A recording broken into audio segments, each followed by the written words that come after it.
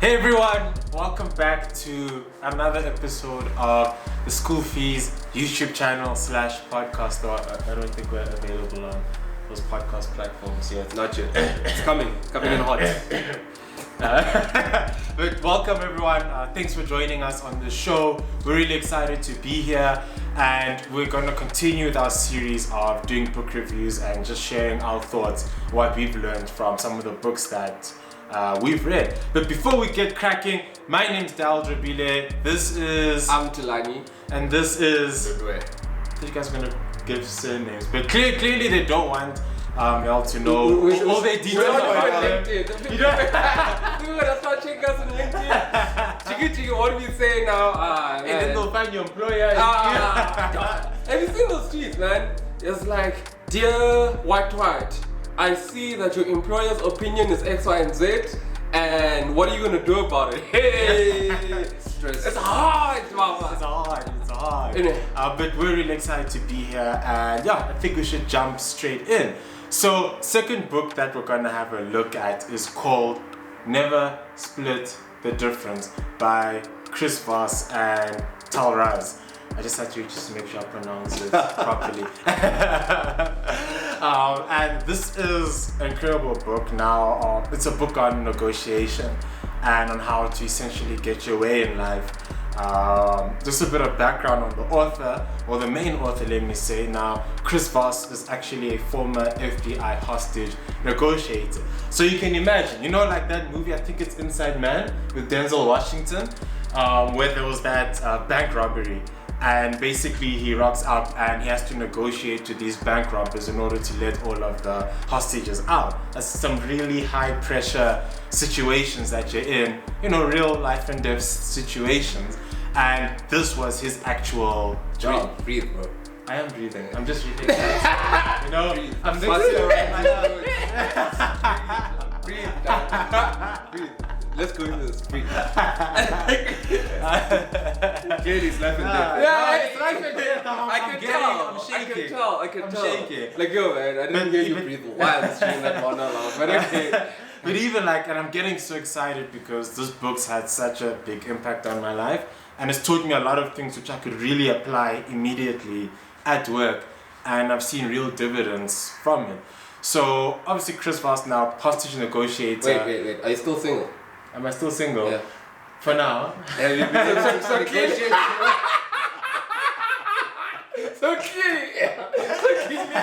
You need to reread the book. I need a refresher course on it.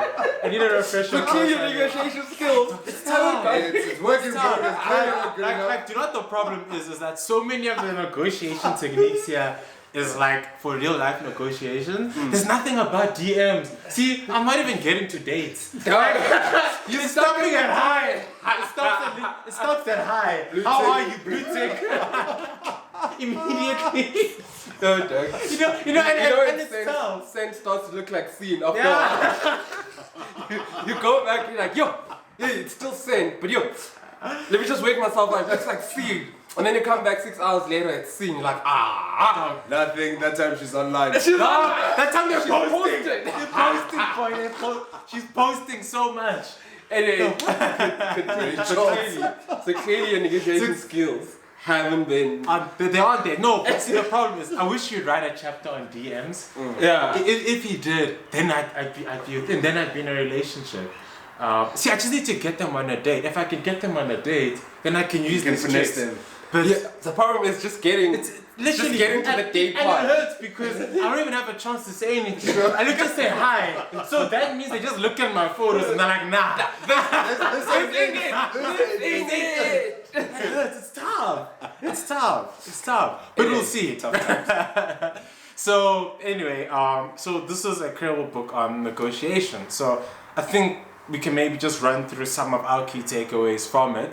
And then the conversation will pretty much flow from there. Don't do our key takeaways. Tell them the actual book, what it says, and then we'll discuss. Alright, sure. So essentially, as I mentioned previously, Chris Voss was former FBI negotiator. And throughout his career, you can imagine, definitely learned a lot of negotiation techniques. So brief background, he started off dealing mostly with bank robberies, and ultimately became a terrorist negotiator, where he'd be called in to negotiate with terrorist organizations. And you can imagine, again, someone kidnaps a whole group of people, they say we want $10 million or they're all gonna die. How do you get through to them? How do you get leverage in that situation? And so this book basically runs through sharing all these lessons which he's learned on that journey. But what's incredible about it is that everything builds on, and it's incredibly practical, and it is very realistic as well.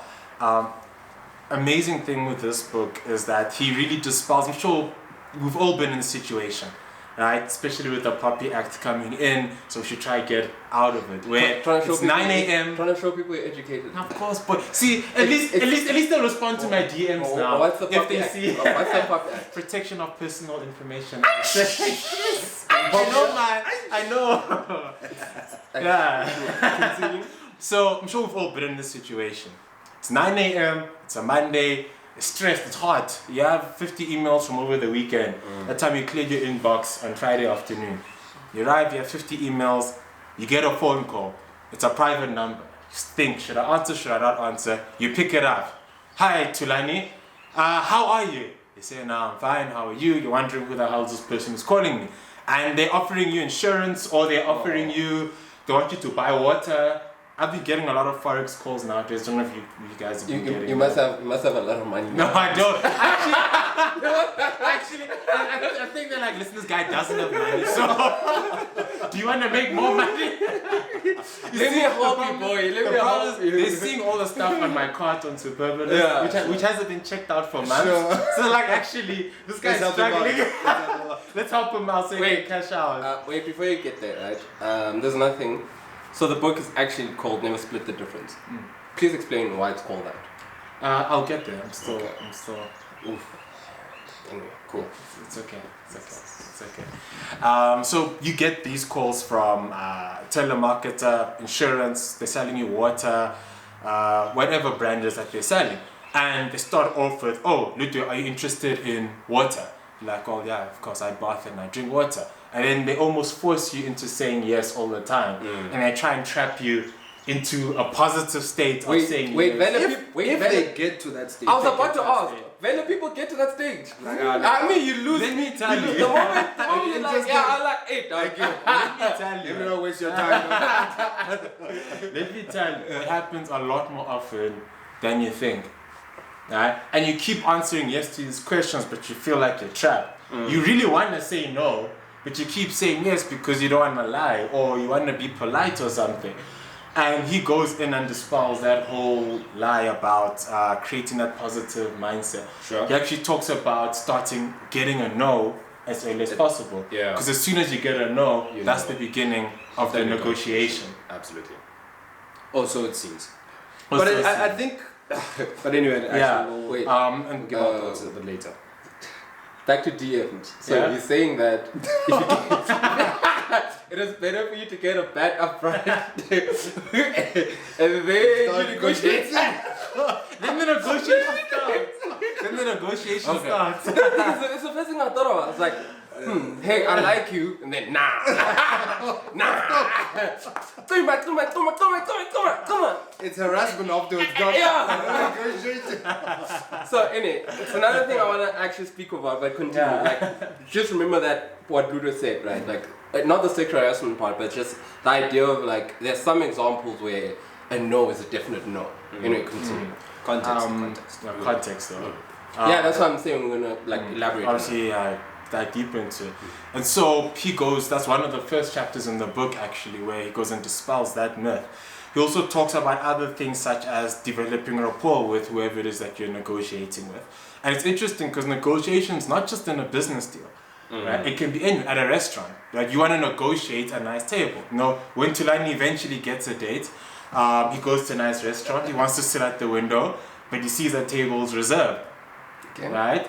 You can negotiate there with the waiter or the manager of the restaurant to kind of put you at a nice seat so you can have a nice view, and hopefully the date goes well. You first have to look rich.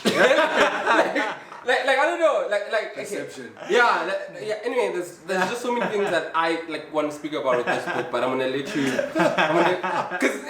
Like for example, the example that you gave, bro. Like, there's never ever been a time where they're like, oh my gosh, it's reserved, and then you start at a point. Okay, now that's a no, and then you're like, yeah. What if I bought 2 bottles of things? Like, no, it's reserved. So I don't know. Maybe That's not how you do it. But I'll show you how you do it. We'll use an example. So he dispels that. He also talks about other things such as tactical empathy, right? In order to disarm whoever it is that you're negotiating with. So have you ever been in trouble with your parents? I know I have, right? And you go and you say, okay, let me just drop this bomb on them. Let's say, I don't know, you got kicked out of school or whatever, or you got suspended at school. A way to actually disarm someone that you're speaking with is to introduce something called tactical empathy. You know how they're going to react to a certain situation. So you preempt it by telling them that. So they're expecting that the world's going to crash down, and whatever you say, it actually reduces the impact of it. Yeah. More often than not, that tends to work. I've seen a lot of people use it at work. Let's say with your boss, right? You say, oh no, I have really bad news about this and this and this client. They're expecting the world's gonna crash. And then whatever you say, it literally lightens the blow of it. You also discuss... Wait, I don't understand. So I actually really don't understand like what you just said. Maybe you guys can explain. I think you almost describe the feelings that you expect that person to have. Like, I know you're going to be angry. I know this is going to mean, I don't know, our year-end budgets aren't going to, meet or things like that. And then you like go through the consequences such that by the time you land the blow, it's like, oh crap, actually. Okay. You've taken the punch away. Can I try bring an example to see if I understand? Okay, let's say people in KwaZulu-Natal, right? You were a shop owner. Sure. You were out on vacation, and then the unrest happened, right? And then one of you happens to be the employee that was there at the time when the rest was happening. Now, give it to me. How does tactical empathy work in this specific scenario? Who's negotiating what with who? They just looted or vandalized my shop. Okay. As the shop owner. As a shop owner. Okay. Right now, the employee is trying to tell the shop owner that, like when you come back, it's all going to be dust. So how do you use tactical empathy in that scenario? Okay, so maybe going a step further, you also have sympathy and empathy. Okay. Sympathy is when you sort of standing from the outside, you feel sorry for someone. Okay. Right? Like, look, I'm sorry for your shop, I'm sorry for your family. But then empathy is when you sort of put yourself in that position.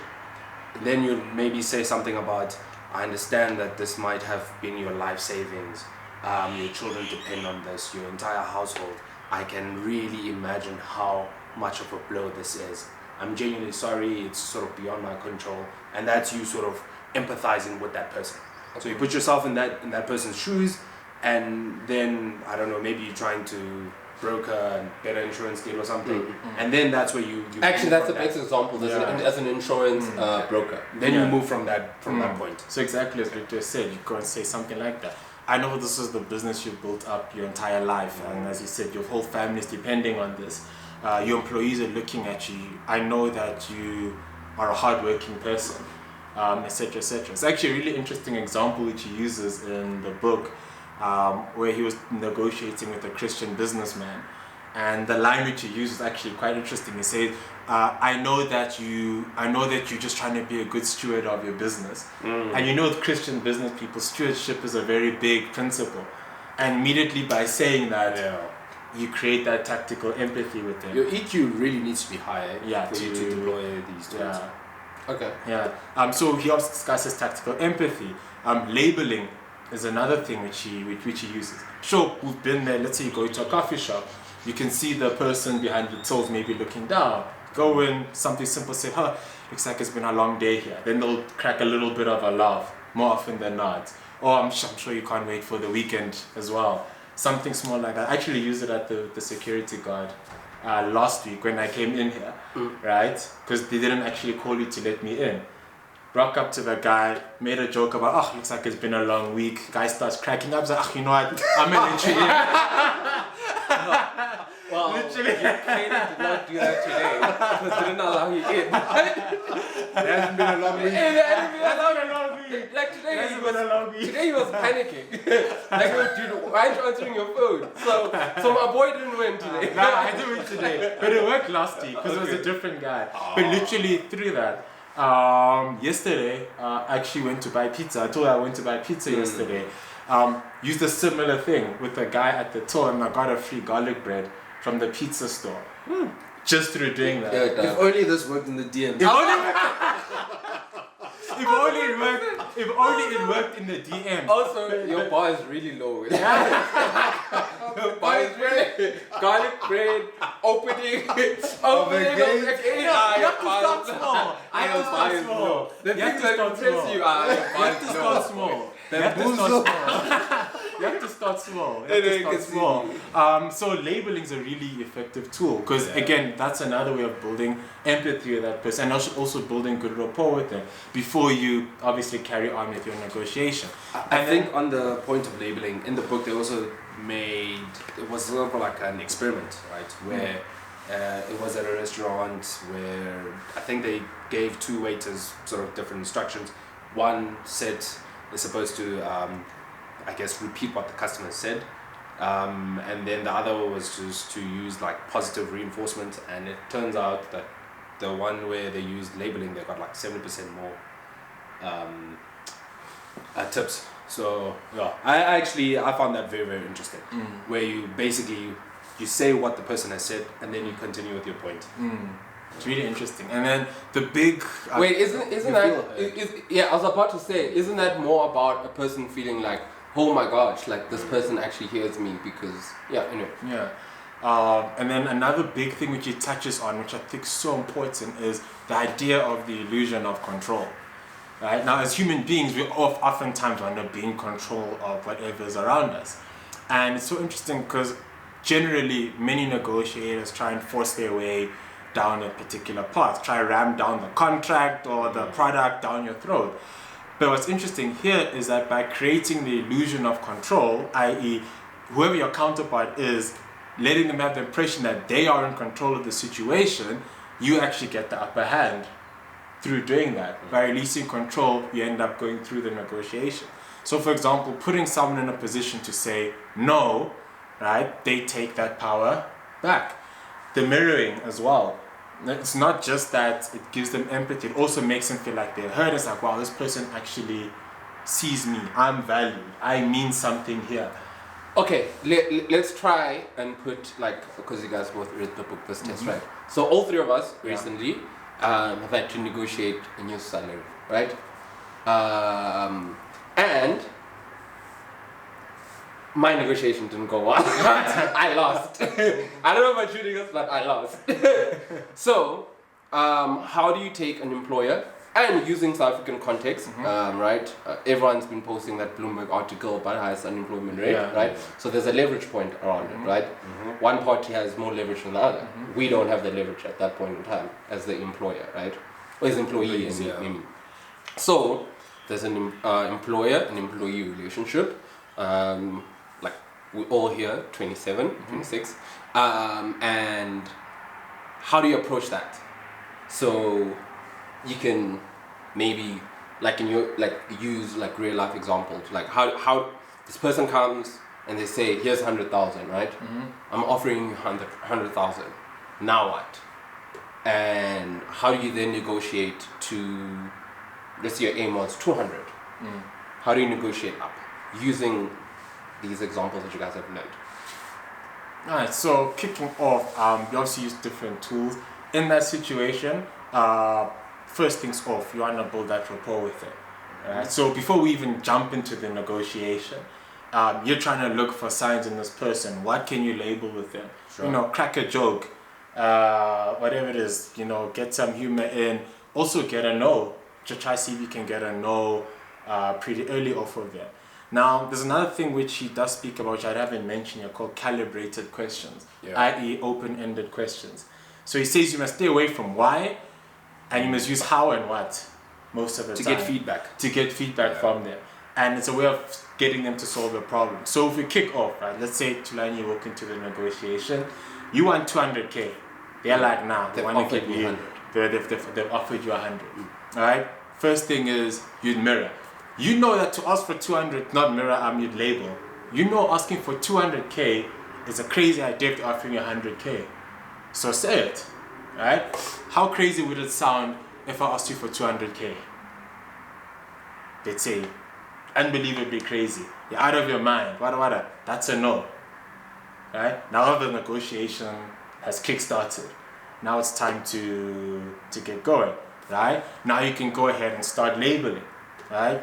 And also what's interesting here is that you also have to do good research on whoever it is that you're negotiating. The company or the, well. or, The company. or the manager So, or the person, the both. HR person. Both, because Yeah. the HR persons are representative of the company. Right? So I'd say it's in your best interest to do it off both of them. So once you've labeled it, so now you've done the label, you've introduced your proposal. You want 200, they're offering you 100.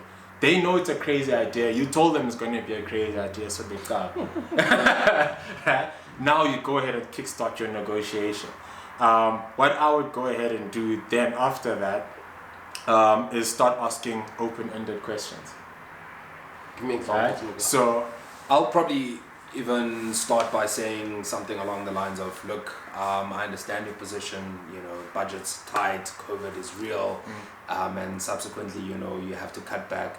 But I feel like I deserve, and 200,000 is sort of the bare minimum. You look at interest rates, you look at inflation, you look at medical bill costs, or like your medical aid, and those ridiculous increases. So now that you've given me 100,000, what can I do? beautiful.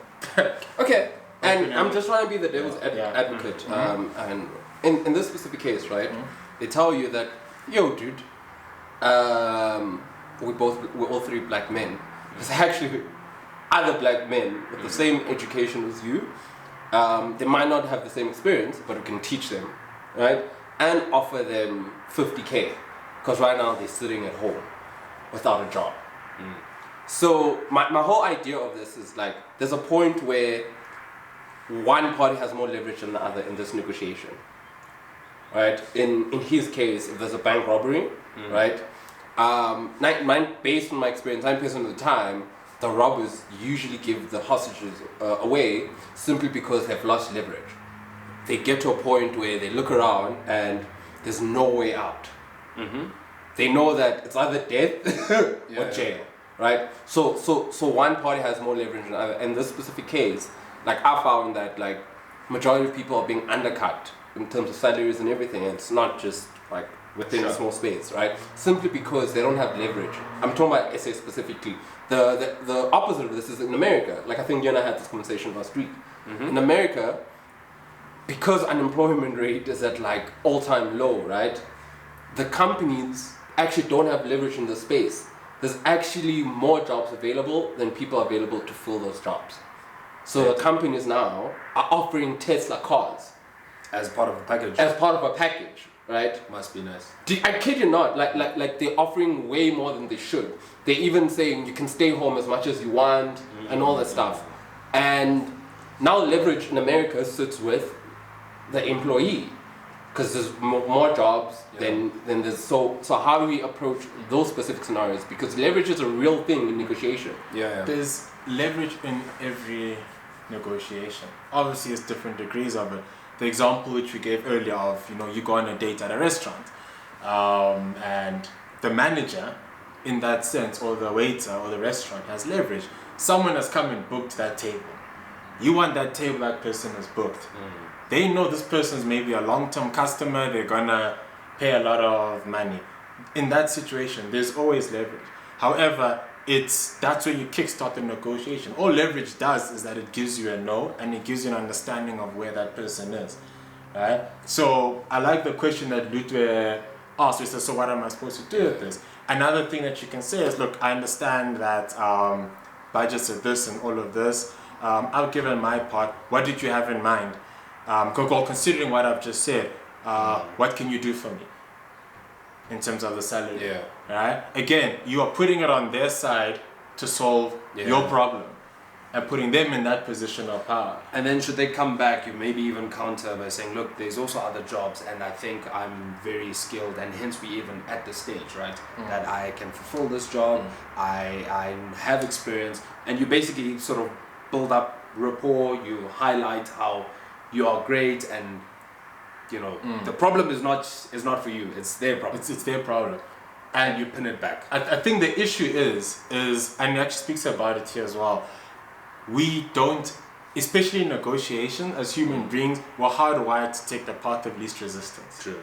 We don't want to be in that position where our job is in the balance. Where we push back and say, yo, okay, I'm going to take a chance, I'll push back on this person, knowing that, look, there's a chance that they may axe me. We'd rather avoid that and take the path of least resistance and say, oh no, they have leverage, so you know what, I'm just going to take a step back, let them have the job. And look, right, especially in South African context, we know jobs are scarce. Using again the example that you gave, it's an understandable thing to do. Yeah. Right? And I think most people would most likely do that. Yeah, and most people most likely do that. But the only way you're ever going to get to the 200 is almost learning to be comfortable with that conflict, be comfortable with that no, and hit them with those calibrated questions all the time. And referencing. You could even maybe ask, like, I don't know, 200 I felt was even too little. Let's go for 300.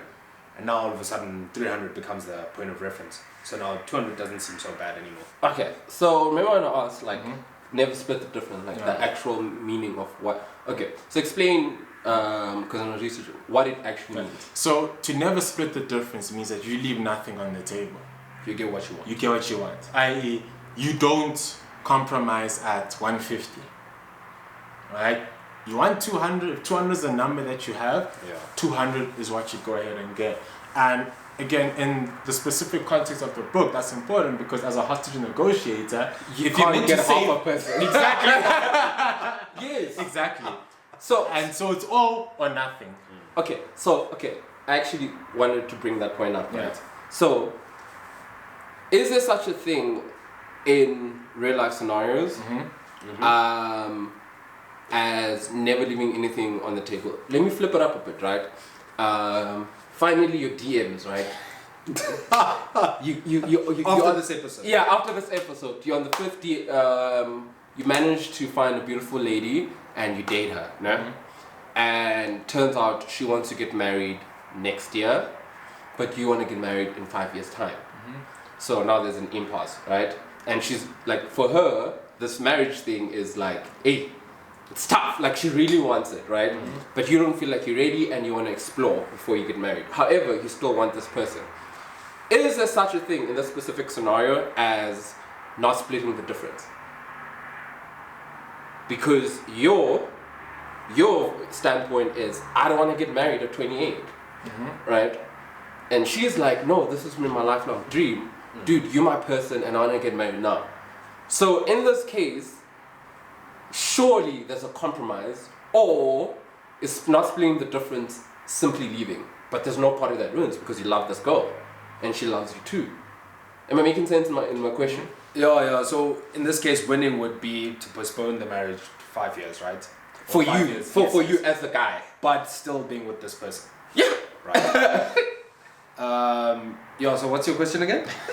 Exactly. Exactly. You're asking about should one not say, okay, let's do 2.5 years instead? I don't have the answer. I don't have the answer because the main point is not splitting the difference in negotiation. Yeah. So in that sense, you would have to say, okay, what is it that you want? You want 5 years, right? She wants 1 year. Yeah. So now you need to decide: are you willing to embrace that journey and that conflict that's going to arise in doing that, or having that negotiation or discussion or sit down the table and essentially not compromising?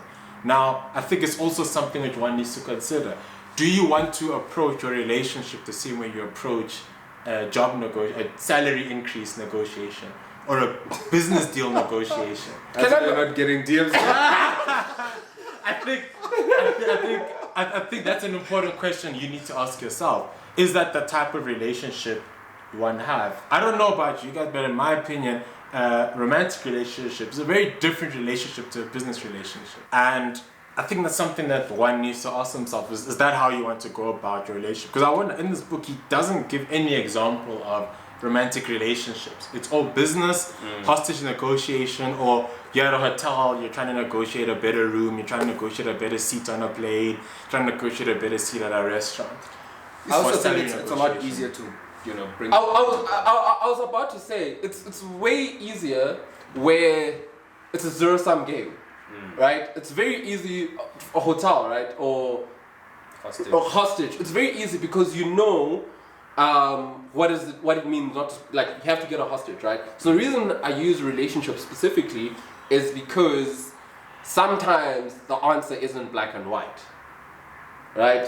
The answer isn't black and white, and if based on the book that we're reading, right, in terms of negotiation, and I genuinely feel that the older I get, not that it's a business, but like the more we have to negotiate with the potential people that we meet, and the more it seems like, do you compromise or not compromise? So when I asked, how do you not split the difference in a specific case, when you know that, hey, I want to wait 5 years, but I don't want to lose you. So I'm not saying it's either 5 years or nothing. I'm saying I want to spend time with you 5 years, and I want to date you and I want to do everything, but I still want you, right? So for me, the main sort of highlight or the main takeaway from me from this book is empathy, right? Once you can put yourself in another person's shoes, like, look, I understand you're at this stage, maybe a lot of your friends are getting married, you would ideally like to start a family, and then you also you've empathized with them, then you put her in your position, and then you explain what it is that you're going through and how you view the world and, aspirations, dreams, whatever. Then it becomes a lot, like almost 10 times easier for you to, I guess, get your way out of it. But then the assumption there was that you guys both equally yoked in terms of EQ, right? Because there's some people who are, right, who genuinely have this idea of, EQ. They have an idea of like, if Ludo tells me that in his mind he had wanted to achieve X, Y, and Z before he gets married, sure, and she then puts herself in that position to be like, oh my gosh, when I met this person, he was always speaking about, let's say he wants to go to UK for 2 years. Marriage and kids complicates that thing, but if we're dating, we can try and make it work, right? But then now, because remember when you mentioned like in order for you to negotiate, you need a hell of EQ, right? It's that and finding out what's important for the person. I think there's another example. The other thing. So he has a company called Black Swan Consulting. So obviously he's retired from the FBI now, and basically they do negotiation training for big corporates and execs, business people, etc. And the company is called Black Swan. I think it's Black Swan Group or Black Swan Consulting, if memory serves me correctly. And essentially what a Black Swan is what Lupe alluded to earlier. It is, what is the big thing which this person wants? What is their biggest driver? In this case, it probably would be, in your partner, that they want to be married, it's marriage, or it may not be marriage. It may be that, may not be companionship. It could even be something like all their friends are getting married and they feel like they're missing out on something. That could be the deep drive. It could be pressure from family. It could not be. Yeah, but through those engagements, you should basically pick that up. Yeah.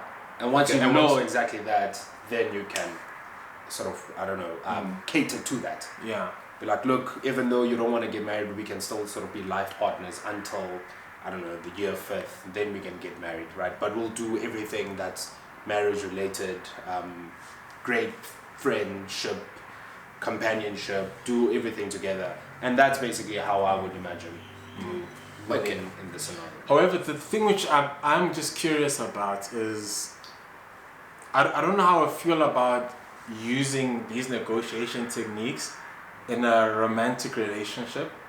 I don't know about you guys, but to me, not that it comes across as manipulative, well actually it does low-key, come across as quite manipulative, but I'm struggling with how many of these tools are going to translate into a romantic relationship. Because the whole, my idea is, if we talk about a healthy relationship, you can't never split the difference in a healthy romantic relationship. That's the point I was trying to make. However, this book is not based to assist you with romantic relationships anyway. It's for specific scenarios, i.e. hostage negotiations, business deals, where you're trying to get everything in it. Whereas in the context of a romantic relationship, there is an inherent compromise that you're meant to have. And now that I think about it, if you think about the interaction you'd have with someone, it's not on a long-term basis. Yeah. It's often, I don't know, maybe over a couple of hours or a couple of days when you're trying to negotiate a hostage situation or, I don't know, increase or something. And maybe once you take it out of that context, it may not be as applicable. Okay, Definitely. think of the last month, right? Give me a scenario outside of getting garlic bread. Security guards, where you were in a situation where you couldn't split the difference. Both of you. In the last month. I don't know if I'm allowed to share all the details of it, but No, man, I'm not Is it- asking you to share the details, but just think of the situation. Yeah. Okay, did you win? Eventually, yeah. Now I'm curious.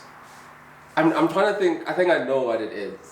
Okay. No, so it was a work situation. Oh, okay. And essentially, I used labeling, a little bit of mirroring, and hit them with a calibrated question. And I was able to Full get. marks, good boy. I was able to get. How long what did it I take?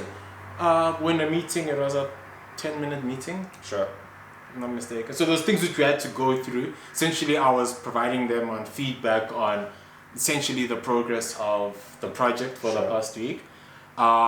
There was something I needed in turn from them. It was a Friday afternoon. They wanted to go home, and it was a big inconvenience for them to get me this thing. Hit them with a calibrated question. It was something along the lines of, how are we going to ensure X, Y, and Z happens? Okay. Because I know that they want to go home, but I also know that they wanted X, Y, and Z to happen. That's what I because okay, we're not going to say what you do for a living. So based on the work that you do, it's technically a relationship where both parties need each other, right? So I don't know what happened. So there's no backstory in my head. I'm just being an assumption of what you do, right? It's a Friday. They want to go home, but you also need to do your job. But they also have a deadline, right? So if you don't do your job, they miss their deadline. So technically, you might have had the upper leverage in this specific case. Not quite. Because even in all examples, there's something one person wants, there's something another person wants. Both parties always want something. Sure. Alright? And that's what the beauty is with the calibrated questions, asking that, how are we going to reach X, Y, and Z? Because again, is that whole idea of putting it on their hands, putting the pressure in, putting the ball in their court. Even if you use the job example, yes, you want a salary increase, but they need to hire someone by such and such a date. They also have a deadline. You're at a restaurant, you want to move to that table, right? They don't want, or they have a booking, and they don't want someone to move to that table, right? So there's always one person wants something, another person wants another thing. The details of what either party wants change, but more often than not, again, obviously in the questions you ask change, and the circumstances change, but you could say the themes or the principles behind it, in my opinion, are relatively consistent. It's just a thing of, can you figure out, or have you done your research sufficiently? Have you been able to extract enough from them to be able to ask the right questions, and essentially take it on from there? Do you have a scenario in your head? No, nothing comes to mind. Yeah. Okay. So, okay, here's another question. So, there's a limitation to this book where it's limited to only black and white scenarios. Correct me if I'm wrong. I won't say black and white scenario. It's limited to, I'd say, scenarios outside the context of a romantic relationship. Lure, your opinion? I think he uses black and white, as I mentioned, to point the point across, to carry the point across, because it's the easiest. I don't necessarily think there are limitations. I just think how you go about executing on them depends on context. Okay, so to the viewer, why should they read the book? Let's Start with good, yeah. I think, well, firstly, empathy. That was sort of my main takeaway from it. it would highlight the importance of it and how by just understanding, people and the context that they're in and what matters most to them. That gives you massive leverage, in my opinion. And then secondly, I think by negotiating is such a vital, unspoken of skill in just general life. And I think once you sort of get to grips with it, it's the same thing as that book, How to Win and Influence People, or I forget the title, but no, that's exactly the title. It's very important, and it's one of those social skills where I think if you can master it, you can honestly get your way in a lot of things.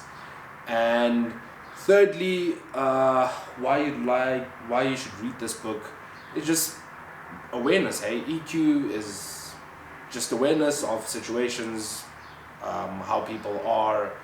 Yeah, I think that sort of sums it up for me.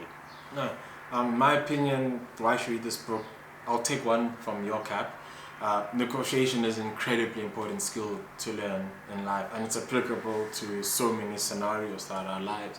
And it's interesting that you'll find that the more you embrace that element of conflict and just asking the right questions, you'll immediately start to see more fruitful outcomes in your life. And this book really equips you for that. Another thing which I really enjoyed with this book is it gives real practical examples which you can actually apply to your life immediately. So let's say you take a month to read this. Each week you can visibly see how your life will be getting better through applying these principles. And that's what I really enjoyed about this book as well. And I love the research that's gone into it, as well as all the principles, and how it's not necessarily about squashing your opponent and stuffing a product or a contract down their throat, but more so real life, developing empathy with them, building rapport, figuring out what they want, asking the open-ended questions, and essentially getting to a conclusion and not splitting the difference. What about you, sir? Look, man. So I did research on it, right? Mm-hmm. And I haven't read the book, so I have to say that. But based on the research that I've done, for example, in the scenario of you're a charismatic guy, and you're good looking, right?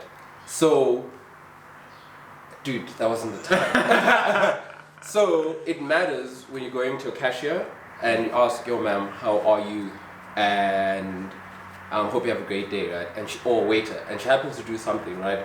I think the world is more grey than black and white. Mm-hmm. So my reason for the limitation is that he's given scenarios that are black and white, where it's easy for, again, zero-sum games, right? Like when you have a derivative, it's either you win or either you lose. It's easy to make an example about negotiations when it's regards to that. So like when the scenario that I had in my head about a situation where I could it's the job thing, right? And the salary situation. I got to a point where I had to be like, okay, what are my priorities, right? What was being offered was significant than what I had, but it wasn't what I want. Mm-hmm. So I had to then be like, okay, sharp, what matters more to me, right? Is it the money or is it me moving from my current role? Remember you and I even had a conversation like last week where you're telling me like, yo man, I might want 50% extra, but I actually would like the experience of moving to X, Y, and Z. Sure. Right? So for me, it feels like that's the black and white part about it, where it's not that easy.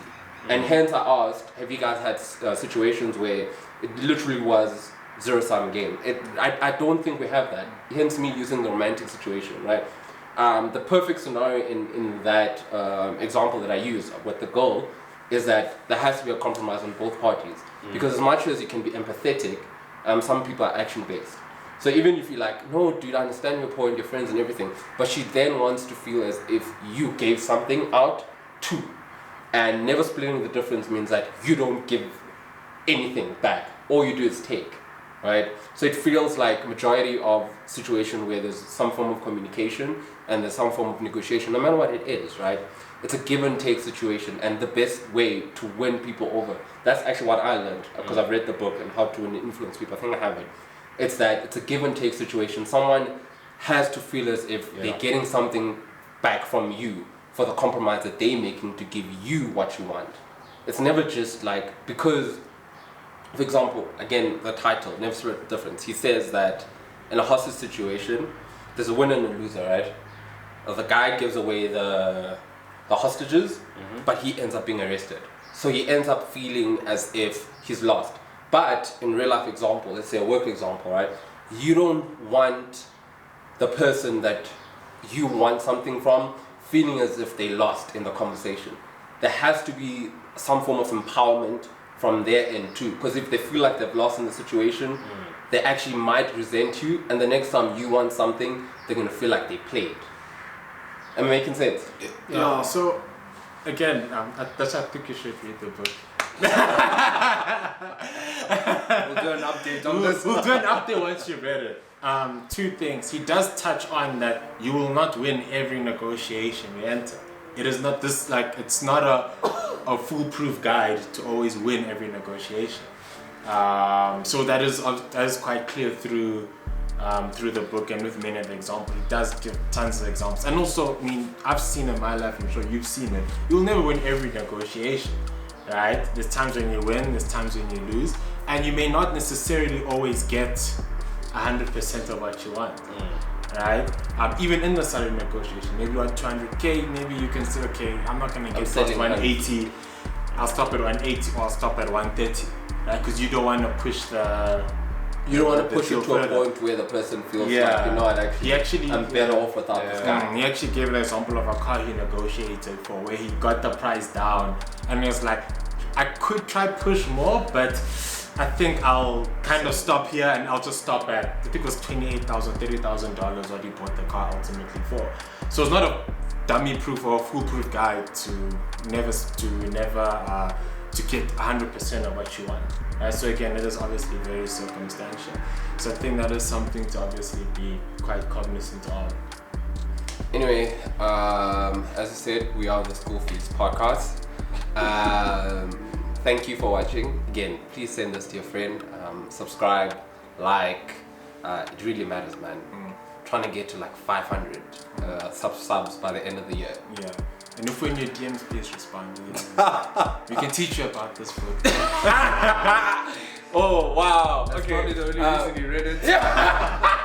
My man was fine. Anyway, please respond to Daryl's DMs. Please. Please respond to Daryl's DMs. Week in, week out, we've been asking. Please. We've been asking. Anyway, bye everyone.